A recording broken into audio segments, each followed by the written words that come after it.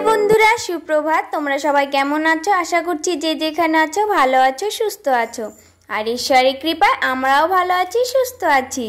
तो आमी सुचित्रा आमार नतून आरेकटी झलमले ब्लगे तोमादेर सबाइके वेलकाम जानिये ब्लगटा एखन थेके शुरू करछि और आशा राखछि एकटु हलेओ तोमादेर हयतो भालो लागबे। तो सम्पूर्ण ब्लगटार साथे थाको।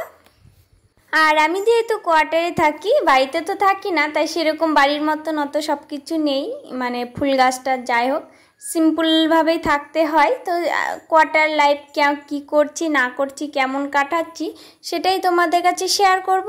আর এখন সময় হচ্ছে ওই 5:30টার মতন বাজে। তারপরে সকালে তো ঘর ঝাড় দিয়ে নিয়েছি, তারপর বাড়িটা সুন্দর করে ঝাড় দিয়ে নিলাম। তারপর গেছিলাম হচ্ছে ফুল তুলতে। তো ওখানে ও দেখলেই বেলি ফুল তুললাম, ওটা হচ্ছে অন্য কোয়ার্টারের সামনে।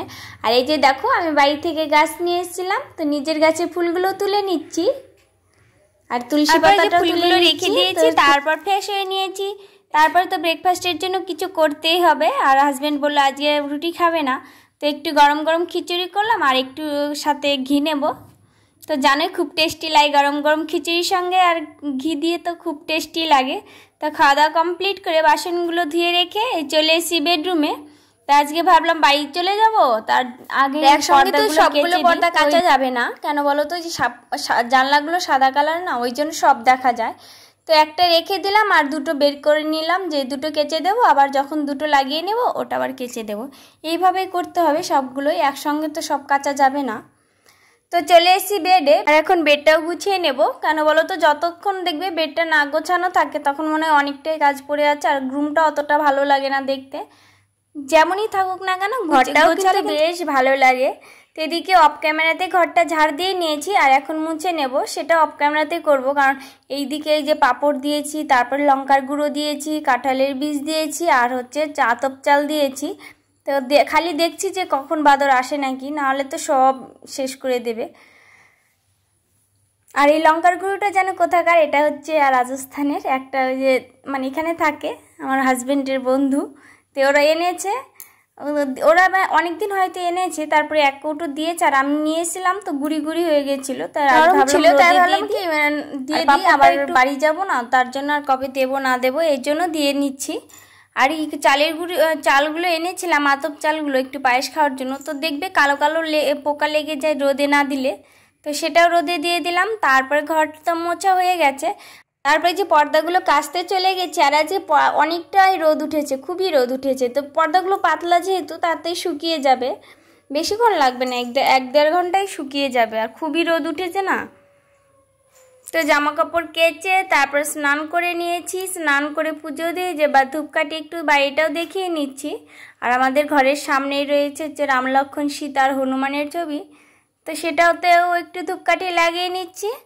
আর যারা বন্ধুরা আমার চ্যানেলে নতুন এসেছো, তোমাদের যদি একটু ভালো লেগে থাকে তাহলে তোমরা প্লিজ সাবস্ক্রাইব করে যেও আর ছোট্ট করে একটা লাইক করে যেও। আর এই নতুন আবার 12টা বেজে গেছে আর আজকে দুধ আনতে একটু লেট হয়ে গেছে, তো দুধটাও নিয়ে নিচ্ছি। আর যেহেতু আমার হাজব্যান্ড জানে মানে পছন্দ করে না ভিডিও করা, ওর জন্য বাইরে তো নিতেই পারি না ফোন, ওই ঘরের ভেতরে যেটুকু পারি তোমাদের সাথে শেয়ার করি। আর এই যে তারপর হাজব্যান্ড গেছিলো হচ্ছে ক্যান্টিনে, তো আজকে আমি আবার যাইনি। তো এই যে দেখো এত কিছু নিয়ে এসছে, দুটো ফুটি নিয়ে এসছে, সোনপাপড়ি নিয়ে এসছে, তেল নিয়ে এসছে, চাল, চানাচুর, কলগেট, সাবান, ডেটল, তারপর আদা রসুনের পেস্ট, অনেক কিছু নিয়ে এসছে। আমি আবার দেখছিলাম কত টাকা নেয়। তো এই যে যেটা বড় বোতলের ফুটিগুলো ওটা তো এমনিতে 70 টাকা নেয় মনে হয় দোকানের দামে কিনলে, আর এখানে নেয় হচ্ছে 45 টাকা। আর যেটা হচ্ছে তোমার বড় ডাব সাবানগুলো ওটা মনে হয় দোকানে 50 টাকা নেয় আর এখানে নেয় হচ্ছে 30 টাকা। আর এই যে আদা রসুনের পেস্টটি দেখছিলাম, তো এটাও অনেকটাই কম নিয়েছে। তো এখন জায়গা মতন রেখে দিয়েছি। আর এই যে তাড়াতাড়ি করে, তো খালি ওই টেনশানই ছিল, রোদে দিয়েছিলাম যে কখন আবার বাদর আসে তো কখন নষ্ট করে, তো ওই তাড়াতাড়ি করে স্নানের আগে আবার ঘরে নিয়ে এসেছিলাম কারণ অনেকটাই গরম হয়ে গেছে। তো এখন জায়গা মতন রেখে দিচ্ছি কৌটোতে করে। আর লঙ্কার গুঁড়োগুলো ভালোই শুকিয়ে গেছে, মানে একটু শুকনো শুকনো হয়ে গেছে। আর অনেকটাই তো লঙ্কার গুঁড়ো, যে দাদাটা মানে লঙ্কার গুঁড়ো দিয়েছে যারা, তারাই আবার চাটনিও দিয়েছিল। তো সেটা হচ্ছে 5 ফোড়ন ছিল, আর তেল ছিল, প্রচুর তেল ছিল, আর হচ্ছে মেথি ছিল, মানে পুরো মেথি, খালি মেথিরই চাটনি, আর 2-1 খণ্ড হয়তো জলপাই ছিল, নাহলে আমড়া ছিল।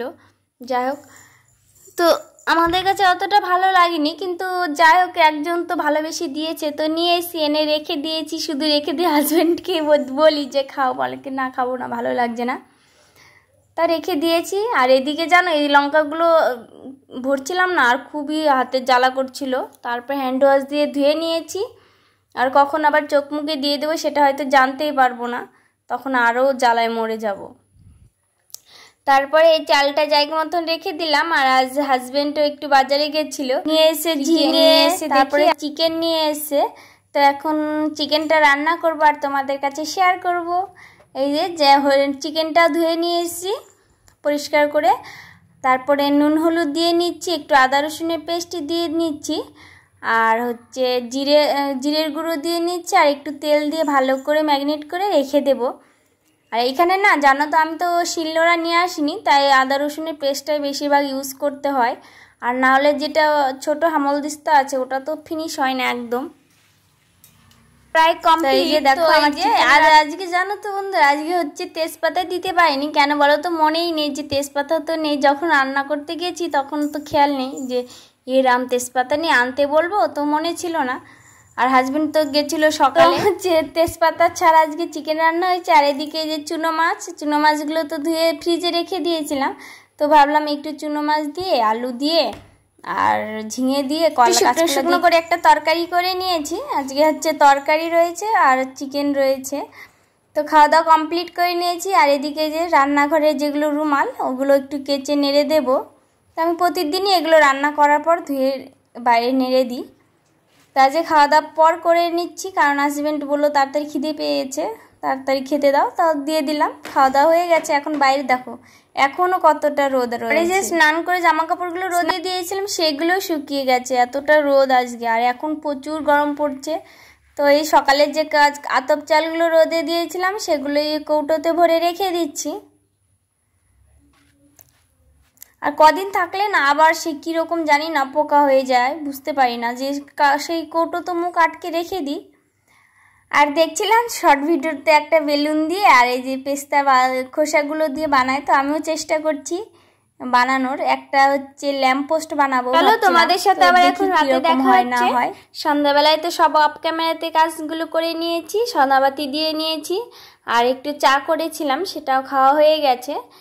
আর এখন একটু রাতে খাওয়ারের জন্য চলে এসেছি কিচেনে। তো এই যে থালা বাসনগুলো জায়গা মতন রেখে দিচ্ছি।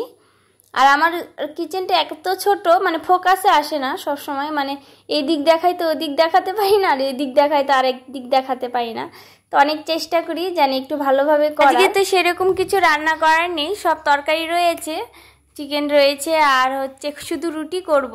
আর আমার জন্য তো ভাত রয়েছে, আমি অত রুটি খাই না, আমার জন্য ভাত রয়েছে। আর তো রুটি খেলে মনে হয় যেন খেয়ে পেট ভরলো না, কিন্তু মানে সেটা দুটোই খাবো, সেই আগেও দুটো, বিয়ের পরেও দুটো, আবার এখানে এসেও সেই দুটো থেকে আর 3টাতে এখনও যেতে পারিনি। আর ভাত না খেলে মনে হয় যে খিদে রয়েই গেছে পেটে, ও মনে হয় কিছুই পেটই ভরলো না। তার জন্য আমার জন্য ভাত করি আর হাজব্যান্ডের জন্য রুটি করি। হাজব্যান্ড আবার ভাত খেতে চায় না 3 বেলায়। আর এদিকে খাওয়া দাওয়া কমপ্লিট হয়ে গেছে, এই যে বাসনগুলো ধুয়ে রেখে দিচ্ছি। আর এখন যদি বাসনগুলো ধুয়ে রেখে দিই না, সকালবেলা অতটাই চাপ থাকে না। কিন্তু আমার বাবার বাড়িতে আমরা কিন্তু সকালবেলা বাসি কাজ করি, তারপর থালা বাসন ধুয়ে মানে ফ্রেশ হয়ে। আর শ্বশুর বাড়িতেও তাই। আর এখানে নিজের মতন তো, নিজের সংসার, ওই যেটা আমি ভাববো সেটাই হবে, মানে আমার মতন করে হবে। তো যাই হোক, এখানে নিজের মতন করে করছি। আবার যখন বাবার বাড়ি যাব তখন বাবার বাড়ির মতন হবে, আবার যখন শ্বশুর বাড়িতে যাব তখন শ্বশুর বাড়ির মতন হবে। চলো তোমাদের সাথে কথা বলতে বলতে আমার রান্নাঘরটা গোছানো হয়ে গেল। আর একটু গ্যাসটাও মুছে উপরে কাপড়টা দিয়ে রাখবো। আর তোমাদের মতন দেখে দেখে কিন্তু আমি সব শিখছি, কারণ এগুলো তো আমি বাবার শ্বশুর কোথাও করিনি না, রাতে থালা বাসন ধুইনি। আর এটা রুমের ভেতরেই। আর আমরা যখন বাবার বাড়িতে ছিলাম তখন তো বাইরে মানে দূরে কল ছিল, ওখানে থালা বাসন ধুতে হতো, ওই জন্য আর ধুতাম না। তো এই যে গ্যাসটা ভালো করে মুছে নিচ্ছি। আজকে ভাবছি খেয়ে দিয়ে হাঁটতে যাব, সবাই কি সুন্দর হাঁটে আর একা একা না, ও হাজব্যান্ড হাঁটতে ভালো লাগে না রাতে। তো আজকে বলেছি যে খাওয়া দাওয়া করে নিলাম, এখন একটু মানে ফ্রেশ হব, হাত মুখ ধুয়ে মুখে ক্রিম ট্রিম দিয়ে চুল আছে, তারপর একটু মানে বাইরে গিয়ে হাঁটবো। বলেছি 1 রাউন্ড দেবো, তারপর আসবো, যেটা খাবো সেটা হজম করে তারপর এই যে ফ্রেশ হয়ে নিচ্ছি, তারপর যাব। আর দেখবে ঘুমানোর আগে যদি একটু ফ্রেশ হয়ে নেওয়া যায়, হাত মুখ ধুয়ে চুলটা ভালো করে বেঁধে, তাহলে কিন্তু দেখবে ঘুমটা ভালো হয়, শুতেও ভালো লাগে। আর যা গরম পড়েছে খুবই এখানে কিন্তু ওই 8টা 7টা থেকে 8টা 8:30 পর্যন্ত কেউ থাকে না রাস্তায়, মানে সন্ধ্যাবেলায় থাকে। আর তারপরে রাতে সবাই আবার হাঁটতে বেরায়, অনেকে বেরায় অনেকে বেরায় না, যারা মোটা মানুষ তারা তো হাঁটতে বেরায়, খাওয়াটাকে হজম করে তারপর সবাই শুতে যায়। তো আমরা মাঝে মাঝে যাই, কিন্তু আমি তো রাতের ভিডিও করি না। আর সাথে যেহেতু হাজব্যান্ড থাকে, তো দেখবা আজকে দেখবা কীরকম হয়েছে। আমি ভেবেছি কি চালাকি করে যে একটু আগে বেরোবো, আর আমার হাজব্যান্ড যে দরজাগুলো আটকাবে সেটা ভিডিও করব, একটু দেখবে কীরকম করছে। যে বেরিয়েছে আর দেখেছে আমি ভিডিও করছি, আবার ঘরে ঢুকে গেছে, তারপর আর করিনি। এই যে ওই যে দেখো, ওই দেখলো আর ঢুকে যাবে তার জন্য আর করিনি, চলে গেছি। তো সবাইকে গুড নাইট, টাটা, ভালো থাকবে, সুস্থ থাকবে, আর দেখা হচ্ছে।